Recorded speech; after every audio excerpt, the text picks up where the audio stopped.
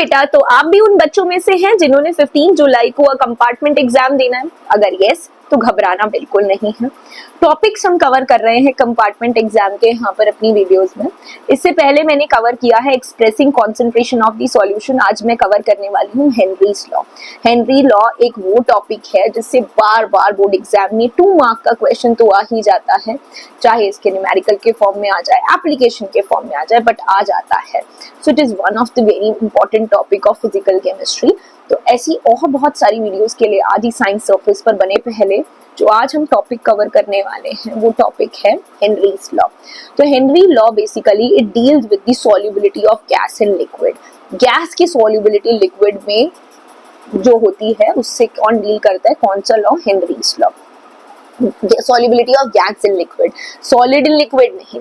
तो Henry's law बोलता क्या है? हेनरीज लॉ कहता है solubility of a gas in liquid is directly proportional to the pressure of the gas above the solution.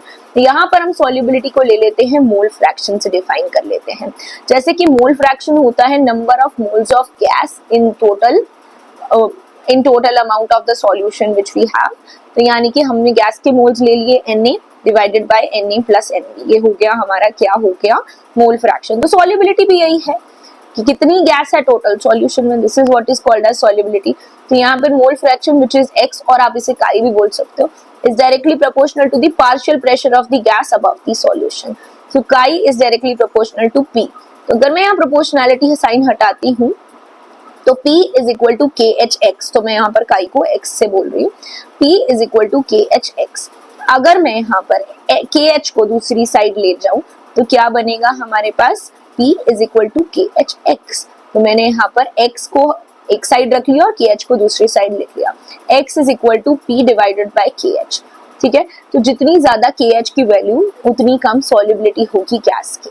तो यहाँ से हमें ये पता लग गया कि अगर आपको 4 हेनरीज कांस्टेंट की वैल्यू गिवन है तो the one having the lowest value KH, जिसके अंदर लोएस्ट होगा हेनरीज कांस्टेंट की, जिसमें KH की वैल्यू हमारी सबसे कम है, उसकी भी सॉल्युबिलिटी क्या होगी? Highest. So lower the value of KH, higher will be the solubility of the gas. ये हमारा हो गया सो हेनरीज लॉ के बारे में। इसकी एप्लीकेशन क्या होती है?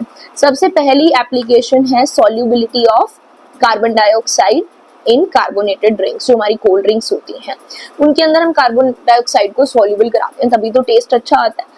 तो यहाँ पर हम उसको सील करते हैं बॉटल को हाई प्रेशर पे।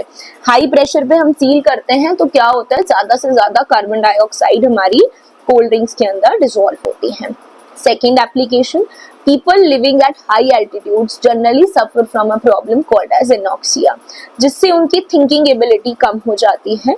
वो क्यों होती है? क्योंकि ऑक्सीजन माइंड को कम मिल रही होती है, तभी हमारी थिंकिंग एबिलिटी, उन लोगों की थिंकिंग एबिलिटी कम हो जाती है। और हम भी जाएं हाई एल्टीट्यूड पे तो हमें भी ब्रीदिंग इश्यूज आते हैं। क्यों? क्योंकि हाई एल्टीट्यूड्स पे ऑक्सीजन का प्रेशर कम है, तो हमारे अंदर कम ऑक्सीजन जो है डिसॉल्व हो रही है क्योंकि प्रेशर कम है।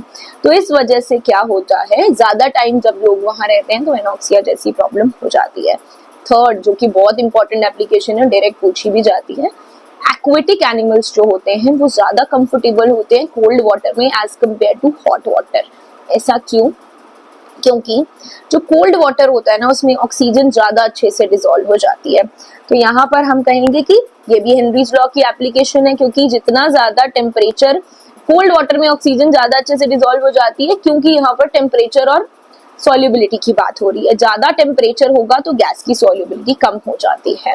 तो यहाँ पर हम एक जनरल एग्जांपल ले लें। कोल्ड ड्रिंक की बोतल को आप अपनी किचन में रखते हैं, फ्रिज में नहीं रखते, तो उसके अंदर से गैस जल्दी एस्केप हो जाती है, क्योंकि टेम्परेचर हाई, गैस जल्दी एस्केप हो जाएगी। वहीं अगर उसे आप फ्रिज में रखेंगे तो गैस इतनी इजीली एस्केप नहीं होगी, क्योंकि टेम्परेचर लो हो गया है वहां पर, तो गैस एस्केप नहीं होती जब आप उसे फ्रिज में रखते हैं। बट आप किचन में रखेंगे तो गैस इजीली एस्केप हो जाएगी। ठीक है, उसके बाद स्कूबा डाइवर्स जो होते हैं आपके, स्कूबा डाइवर्स, तो वो हमारे क्या करते हैं? अब एक सिलेंडर लेके जाते हैं, आपने देखा होगा बड़ा सा सिलेंडर लेके जाते हैं, उसमें हम क्या करते हैं? एयर को डाइल्यूट कर देते हैं हीलियम जैसी गैसेस से। क्यों? क्योंकि अंदर जब सी के अंदर जाएंगे, सी के अंदर डाइव करेंगे तो आपकी बॉडी में डिसॉल्व हो जाएगी नाइट्रोजन गैस। जैसे ही आप बाहर आएंगे एकदम से बबल्स आते हैं नाइट्रोजन गैस के ब्लड से बाहर, जो कि एक बहुत पेनफुल कंडीशन कॉज कर देते हैं, जिसे हम कहते हैं बेंड्स। ठीक है, तो उस चीज से बचने के लिए हम उस टैंक को भी क्या करते हैं, डाइल्यूट करते हैं। तो या तो इसकी एप्लीकेशन से या इसकी डेफिनेशन से क्वेश्चन आ ही सकता है। तो आप प्लीज नोट कर लीजिए इन सभी पॉइंट्स को और कमेंट बॉक्स में थम्स अप जरूर करिएगा ताकि मुझे पता लग जाए कि आप तक हमारी वीडियो पहुंच गई है।